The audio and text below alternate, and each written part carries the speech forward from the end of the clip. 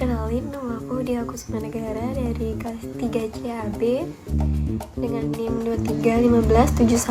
2315713099. Di video kali ini aku mengenalin kalian sama salah satu mahasiswa dari administrasi bisnis yang dia tuh menjadi tokoh inspirasiku nih. Kenapa aku mencoba untuk aktif selama masa kuliahku ini.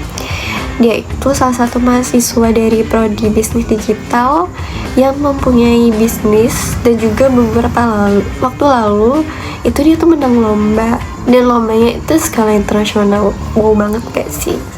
Jadi aku mau kalian kenalan juga, terus tahu juga perjalanan karir dia selama dia berkuliah di jurusan administrasi bisnis itu apa aja yang udah dia lakuin. So, siapa tahu itu bakal menginspirasi kalian. Hai semua, jadi hari ini kita bakal bincang-bincang sama Kak Vina mengenai perjalanan karirnya dia selama kuliah ini. Jadi Kak Vina boleh perkenalkan diri dulu. Hai, namaku Vina. Aku mahasiswa semester 5 prodi bisnis digital di jurusan administrasi bisnis PNB.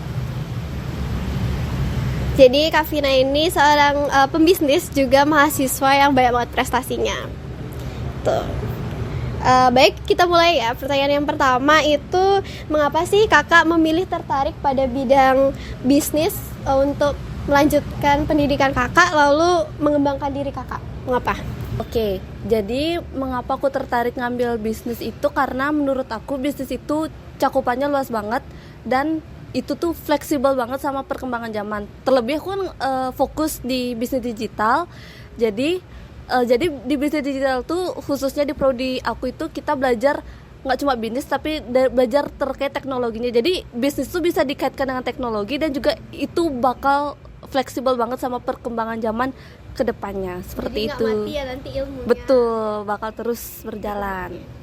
Dari kapan sih kakak memutuskan untuk fokus nih pada bidang ini, kemudian mengikuti juga lomba-lomba?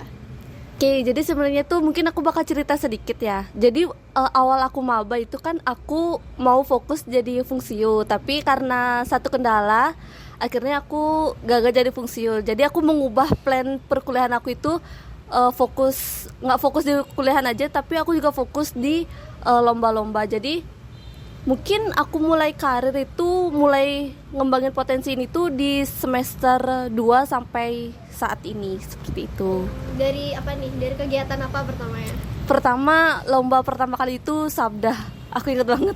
Kenapa nih? Apa sih memori dari Sabda itu? Lebih dapat feel lombanya sih dibanding SMA itu sih. Jadi lebih benar-benar ini yang benar-benar ngerasa lomba, beneran lomba. Jadi ngerasa kompetisi banget. Iya, mungkin karena timnya juga dapet tim yang bagus, jadi benar-benar ngerasa banget. Siapa sih yang kakak jadikan sebagai motivasi atau kakak kagumi sehingga kakak tuh mau nih ngembangin diri kakak di lomba, ambis di lomba? Siapa aja? Jadi dari awal pertama kuliah, khususnya di jurusan AB, mungkin nggak asing sama namanya Kak Verlin ya. Jadi begitu tahu, ternyata Kak Verlin tuh prestasinya banyak banget. Jadi benar-benar kayak aku harus ikutin dia deh, ikut benar-benar nge-push di lomba, nggak cuma di lomba aja, bagus di akademik, terus punya relasi bagus dengan dosen. Jadi benar-benar kayak mencontoh banget sih dari Kak Verlin itu. Ada nggak sih satu kata-kata dari Kak Verlin atau satu hal yang dari Kak Verlin yang buat kakak tuh wah banget? Kalau kata-kata sih mungkin enggak ya, karena aku juga enggak terlalu kenal banget, tapi karena aku pernah satu proker sama dia, aku benar-benar mencontoh dari gimana cara dia mengatur time manajemen, jadi pemimpin. Jadi aku benar-benar kayak, walaupun bukan kata-kata tapi benar-benar kayak, ternyata orang ini benar-benar wah banget sih, seperti itu. Aku juga termotivasi loh sama Kak Verlin, Kak Vina, sama semua sih kating-kating yang lomba gitu. Jadi kayak ambis juga.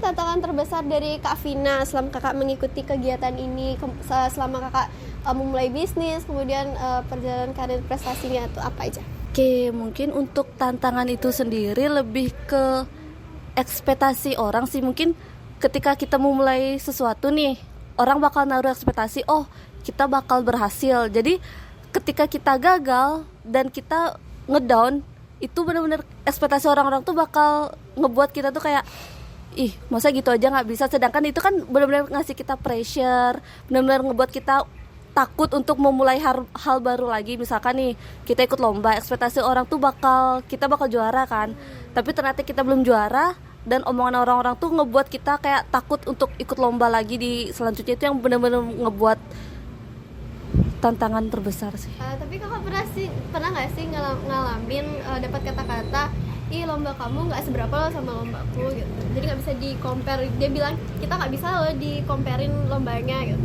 Oke, mungkin kalau untuk kata-kata nggak pernah sih, tapi lebih kayak pandangan mereka aja sih. Waktu kita gagal tuh lebih kayak kurang gitu. Kalau untuk perkiraan kedepannya nih, tujuan kakak bekerja karena menempuh bidang bisnis itu di mana? Karena aku ngambil di bisnis digital, jadi mungkin kedepannya aku mau fokus di bidang digital marketing sih. Tapi di samping itu juga aku pengen mulai kembangin bidang aku di bagian marketing communication sih, karena ada ketertarikan juga seperti itu. Kalau di bidang lainnya? Di bidang lain sih aku belum nemu yang cocok ya, tapi sejauh ini sih di dua bidang itu, digital marketing sama marketing communication. Bagaimana sih kakak menjaga nih keseimbangan antara kuliah kakak terus dengan kegiatan lomba-lomba kakak? Kan itu banyak ya, terus lomba itu juga timelinenya pasti dikejar banget, terus belum lagi kak nemu info lomba yang waktunya tuh mepet banget, terus sedangkan kakak juga tiba-tiba ada project gitu. Ada dua hal penting yang harus kita tahu. Pertama, yang terpenting itu adalah time management. Terus yang kedua adalah kita harus tahu gimana kapasitas diri kita. Jadi misalkan nih time management kita udah bagus, tapi ternyata kita nggak tahu kapasitas diri kita, itu bakal benar-benar susah sih menggapai goals kita. Jadi misalkan nih aku mau ikut kepanitiaan dengan jangka waktu yang cukup lama, tapi aku juga mau ikut lomba. Nah, ketika aku mau ikut lomba itu, apakah di kepanitiaan ini aku punya posisi penting, entah itu koor atau posisi penting lainnya. Jadi misalkan aku jadi koor, mungkin aku bakal mengesampingkan lomba atau mencari lomba yang bisa lah aku lakuin. Tapi kalau misalkan aku benar-benar nyari lomba yang skalanya besar, mungkin aku bakal nyari kepanitiaan yang menjadikan aku hanya anggota. Jadi harus tahu kapasitas diri dan juga harus bisa buat skala prioritas, apa yang terpenting, apa yang dinilai kurang penting. Jadi, tapi kalau emang kita bisa, kapasitas diri kita bisa mengutamakan dua hal, it's okay. Jadi harus tahu kapasitas diri sebelum time management itu. Pernah nggak sih tabrakan gitu kegiatannya? Pernah sih, dan itu aku nangis. Nangis? Terus gimana? Gara-gara pusing banget sih jujur. Solusinya waktu itu? Solusinya sih nyelesain satu-satu yang mana yang deadline-nya paling deket itu sih. Ya sih, sama sih ya, waktu tabrakan juga deadline-nya paling deket dan yang orang-orangnya tuh memaklumi. Itu terpenting, memaklumi kegiatan kita juga. Seperti itu. Oke, itu dari Kak Vina semua mengenai perjalanan karirnya dia selama kuliah ini. Aku harap yang nonton video juga terinspirasi dari Kak Vina untuk menyeimbangkan antara kuliah dengan prestasi. Saya dulu. Dadah, terima kasih.